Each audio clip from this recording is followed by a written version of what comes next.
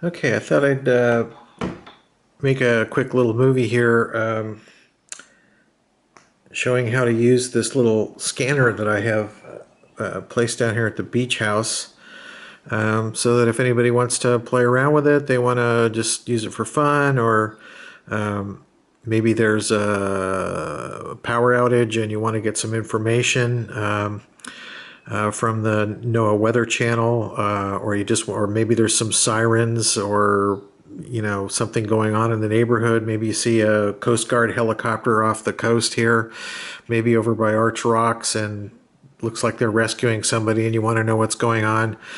You could dig this scanner out. It's going to be in Grandma's room in the closet on the floor, and it's pretty easy to set up.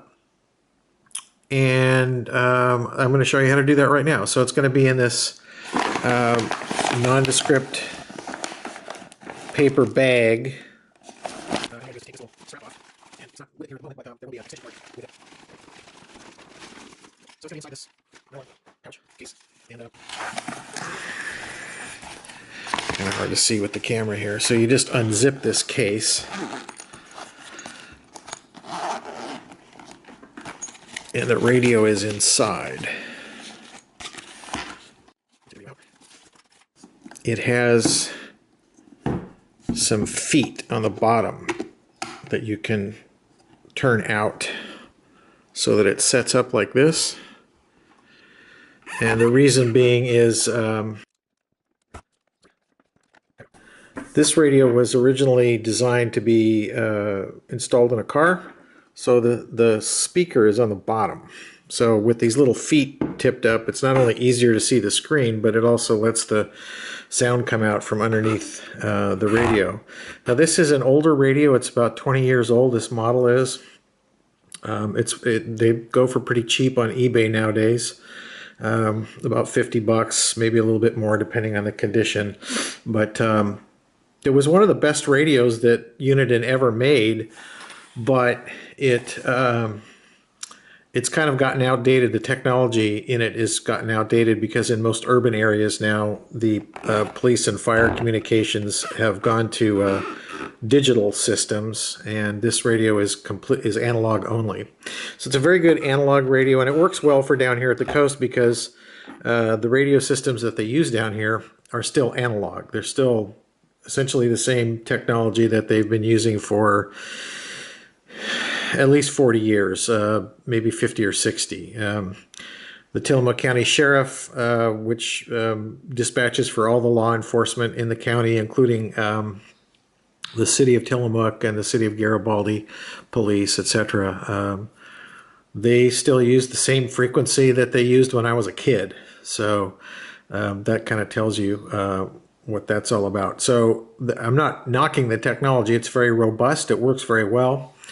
And actually, in some ways, it works better than the new digital technology they use in the bigger cities like Portland. Portland's gone completely digital now, and this radio won't work for the Portland police or fire. So anyway, you pull the radio out, and then on the side of the case, there's a little pocket that has the antenna in it. So you just take the antenna out, and there's a jack for the antenna on the back, and this jack is called a BNC connection. I don't know if you can see that, but it's a little like a bayonet connection, and you just have to get the there's a little like a slot in there, a groove, and you just have to get that lined up with the little nub on the radio part. And you slide that nub to the roof, and that's all in there. See the little nub there? You slide it all the way on. Try it again. Slide it on, and then twist it, and it'll lock in place. And then what you want to do at that point is extend this antenna, and it's going to be kind of hard to see here, but you'll extend it all the way out to the end.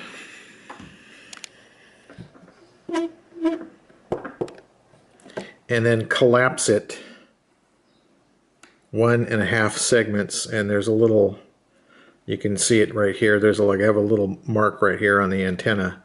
You collapse that to the shoulder of the next segment, and basically what you're looking for is about 18 or 19 inch height on the antenna. That's going to give you the maximum amount of reception that you're going to get with this. It's basically tuning it to the right frequencies, which is VHF high in this case down here. So okay, antenna's hooked up. So on that case is a pouch. Just unzip it, and that's the AC adapter that's inside there. Take that out. And the AC adapter plugs into the back of the radio right here. It says DC 12.8 volts.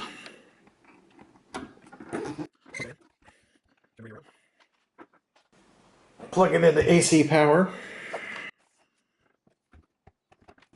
Turn it on. So the on button, or the volume and on button, is over here on the left. It's the center one.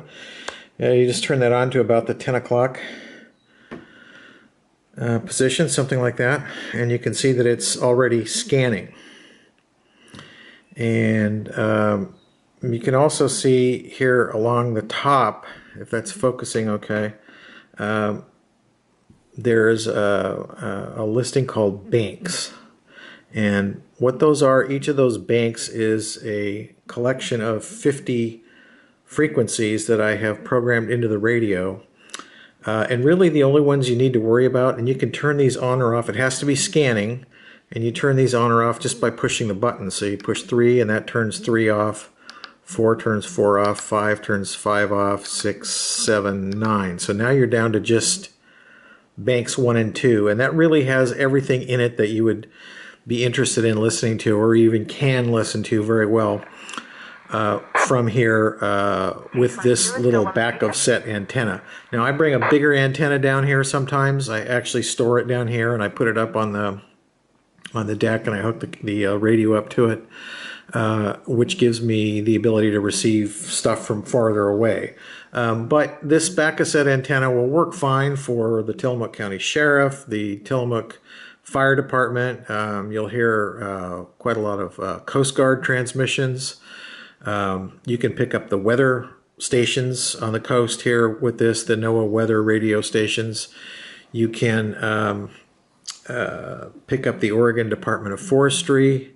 You can sometimes pick up the Siuslaw Natl Forest, which is down the coast a little bit, south of Cape Lookout. What else? Oregon State Police. You can pick up the Oregon State Police out of the Tillamook office here quite well. But also sometimes you'll pick up the State Police out of Newport, possibly even the State Police out of Astoria. Quite commonly you'll pick them up from McMinnville, State Police out of McMinnville. And a lot of that depends on just the atmospheric conditions, which change here, especially at the coast. With the ocean right here, there's a phenomenon called tropospheric ducting, which is common along ocean areas like this. Sometimes those conditions are just right, and you can pick up stuff from a long way away. Like yesterday, I was picking up the sheriff in Coos County, down in Coos Bay. That's a long distance. This morning I was picking up the fire department from Pacific County, which is up in Washington. Now you're probably not going to get those things with this smaller antenna, but nevertheless you often would pick up like Lincoln County, which is to our south. Sometimes you'll pick up Clatsop County, which is the county that Seaside and Astoria are in. Sometimes you'll pick up the Seaside Police Department. Those things kind of drift in and out, and it depends on other factors as well. It depends on what transmitters they're using. Some of these counties, like Tillamook County, for instance, has a number of different transmitters because it's a very large county, and Tillamook County is the size of Rhode Island, actually. So it's pretty big. It's I think it's about 50 miles long north to south and 25 or 30 miles wide. So it's pretty huge. And so what that means is, as far as scanning down here, it seems a little bit goofy because they actually, let me put this out of the way for a second here. To cover that huge area, that huge county, a lot of which is very mountainous, the Tillamook County Sheriff and Fire, they have installed transmitter antennas at a number of different locations throughout the county so that they can cover it all. If they just had one antenna in the middle of the county, it wouldn't be able to reach the far northern or southern extremes of the county. So I don't know how well you can see this, but this is a little map at radioreference.com of the transmitter sites in this county.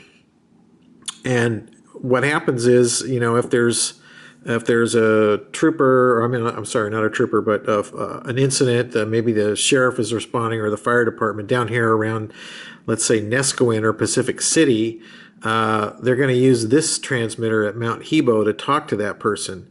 And we can pick that up pretty well in Oceanside, but if what's going on is up here at the north end of the county or up around Neocani Mountain, Manzanita, that area, they'll use that transmitter up there.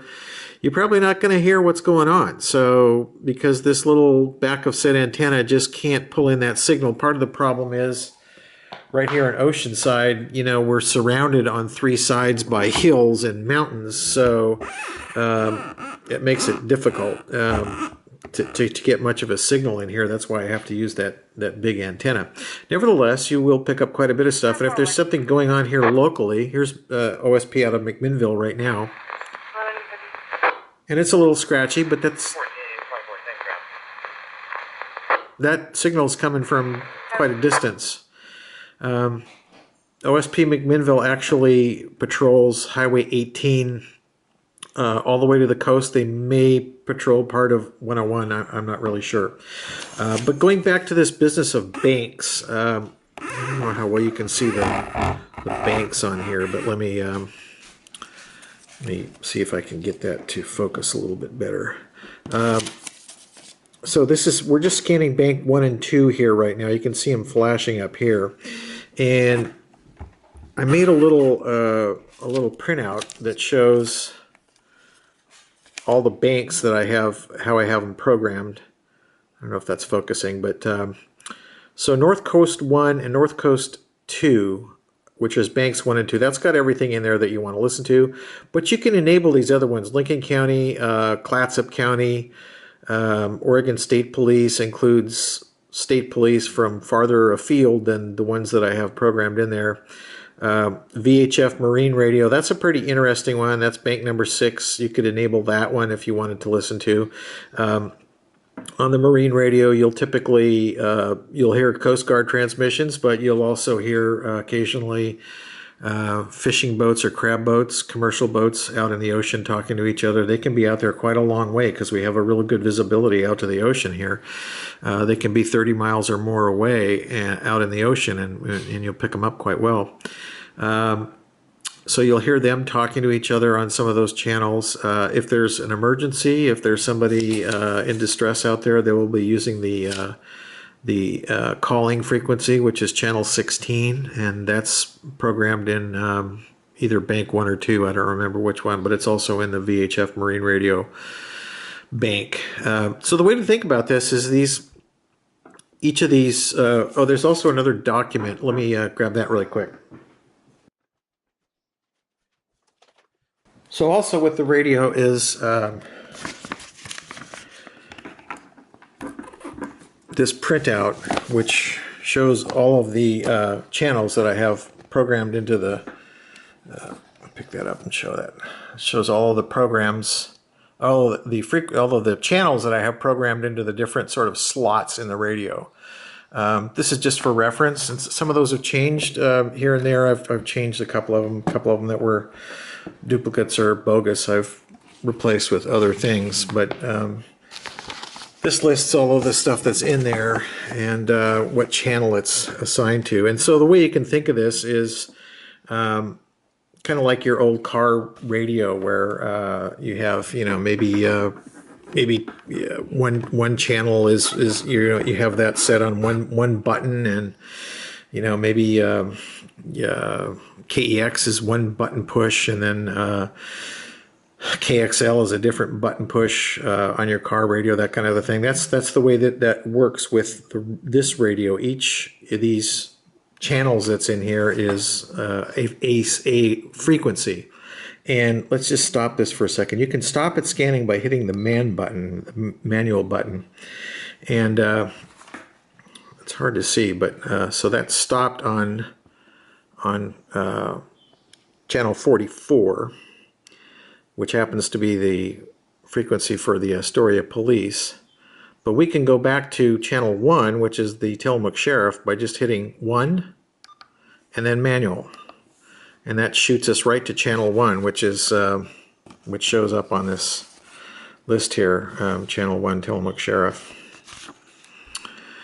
So if you're scanning along and there's something, the way this works, all of these frequencies are in there, and each bank has 50 frequencies. So think of it as those 10 banks that are stored in this radio is like having 10 different radios. Each has 50 channels or 50 frequencies stored in it. And all of them, or almost all of them, have what's called an alpha tag assigned to it. Like this is the U.S. Coast Guard Portland Air Auxiliary. Might never hear anything on that channel, but you might. You just never know. That's just one that's in there. And the scanner stops at each of these channels one after another and pauses for just a few milliseconds to see if there's a signal there, and if not, then it goes to the next one, and if there's nothing there, it goes to the next one. And that's what scanning is. It just keeps stepping along, checking for activity. It stops when there is activity, and when that transmission stops, it pauses for a few seconds, and then it resumes scanning again. So if you hear something really exciting going on, maybe there's a car chase, maybe you hear sirens in the transmission or something, you can, if it's scanning along and it stops on something, you can just hit this man button and it'll stop. It'll hold it right there. It will not scan beyond that. It'll stay right on that channel. It won't go anywhere else. When you think that whatever is completed and you don't want to listen to it anymore, you hit the scan button and it'll resume scanning. So that's really what this is. The scan button resumes scanning and the manual button stops. It stops it wherever it happens to be. And it also steps through the channels. Like this happens to be Bank 1 Channel 6, and it'll step through. There's Channel 7, Channel 8, Channel 9, etc. And so if I want to just go to something, if I want to go to Channel 85, I punch in 85 and hit manual, and that takes me right to Marine Channel 68. So that's how that works. The trunk button, you don't really have to worry about that because there's no trunking systems down here. The menu button, that's for programming different parameters in the radio. You don't really need to worry about that. I've got everything set. This whole column here, you don't really need to worry about. There's really nothing in there that you would. This is more for searching for frequencies. And really the only thing over here in this part of the keypad is the lockout. So let's say you're scanning along, let's say you're scanning along and there's some kind of a noise coming through. And also, here's another thing. This is the squelch here. So the center knob is the volume and on off. The one that's kind of outside of that and closer to the radio is the squelch. And I put a little yellow dot there that indicates kind of where the threshold is. And if you turn it this way, as soon as it reaches a channel that doesn't have a coded squelch tone programmed into it, which is a topic for another day, it'll stop there because it thinks there's activity because it's gotten static basically. So you turn that basically back up. You can turn it a little bit beyond the yellow dot, but that yellow dot is pretty, right in there is about the right spot. If you see it up here, you're probably not hearing everything you could because the squelch is turned up so high that it's kind of filtering out the really weaker signals. So it's better to run it down right around in this neighborhood right here, about 1 o'clock, 2 o'clock position, somewhere in there. So let's say it stops on a signal that's maybe it's some kind of just crazy noise, something like that. That does happen sometimes. You can just hit this lockout button, LO, lockout, and that'll lock that channel out. It just will not, it skips over that. It does not stop to sample what's going on there in the scanning process. So let's go back to channel 1. And you can also step through the channels with these. You can do it with this, but you can also step forward or backwards with this. So I'm trying to see if I can find one that's locked out. Well, let me just lock one out. So let's say that I'm getting a lot of noise on this channel, and I don't like that. I don't want to listen to that anymore. You can do it as when it's stopped on there on the noise and it's in the scanning mode. You just hit this lockout, and this little LO pops up there, and then it'll just skip past that. So like right now, Marine Channel 22 Alpha, that's a Coast Guard channel. Let's say I don't want to listen to this. I can hit scan, and it'll resume scanning, or I can hit lockout, and now it's locked out. It will never stop there again. So maybe you don't want that, and maybe you've locked a few things out, and when you're done, after a while, you think, well, you know, maybe I locked out some stuff I didn't really mean to lock out. Just stop it somewhere, and then press and hold lockout. And that double beep tells you it's unlocked all of the channels. Whatever you locked, that unlocks them all.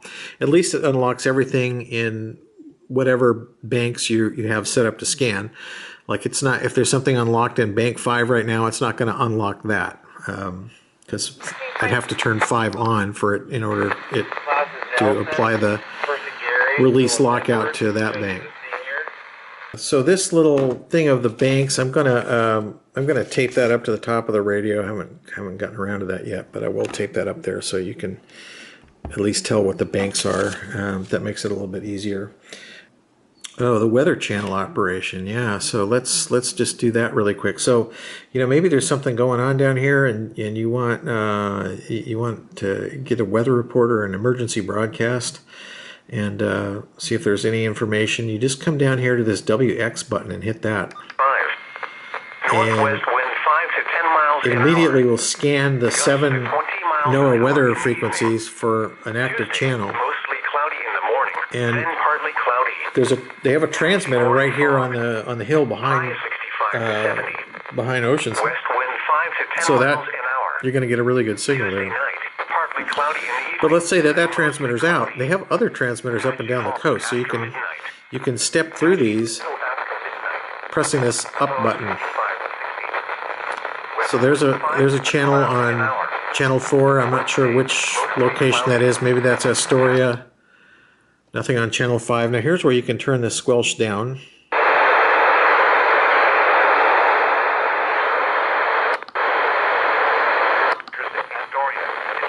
There's another signal here on channel 7. Maybe that's Newport. I don't know.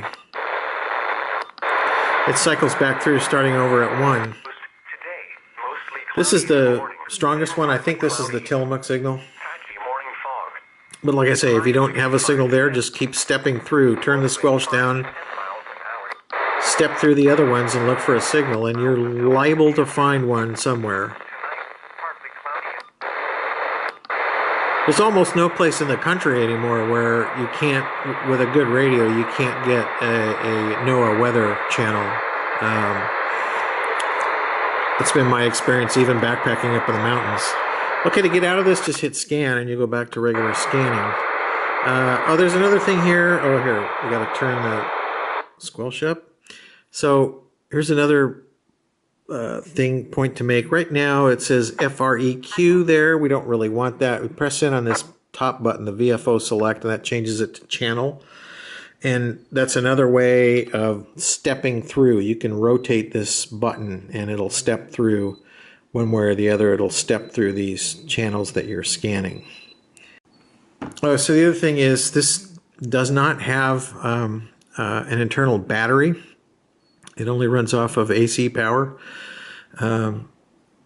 However, it will, you can power it from the cigarette lighter jack of your car. I don't have the cigarette lighter power cord with it right now. The next time I come down, I'll bring it down. So if there was an emergency, let's say the power is out and you wanted to get the weather broadcast or use it as a scanner and listen to what's going on, you could take it out to your car and plug it in to your car cigarette lighter and power it out there. I know that's not much of a solution, but it's there.